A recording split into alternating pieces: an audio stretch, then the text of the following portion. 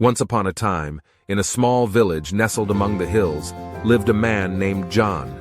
John was a devout believer in God, and he went to church every Sunday to pray and give thanks for all the blessings in his life.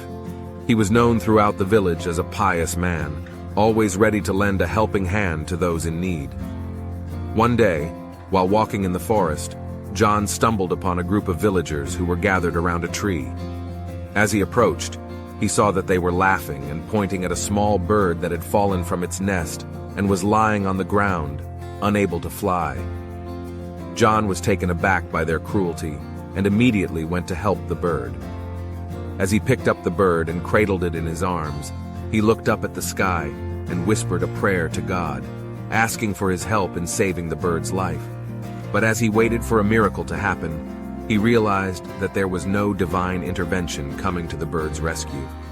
The bird was going to die, and there was nothing he could do about it. In that moment, John felt a profound sense of loss and despair. He had always believed that God was all-powerful and all-loving, and that he could rely on him to make everything right in the world. But now he saw that this was not the case. If God truly existed, then why did he allow such suffering and cruelty to exist in the world? As John walked back to his village, deep in thought, he realized that his faith in God had been shattered. He could no longer believe in a deity who would allow such injustice to happen in the world. He knew that this realization would change his life forever, but he also knew that he could no longer live a lie.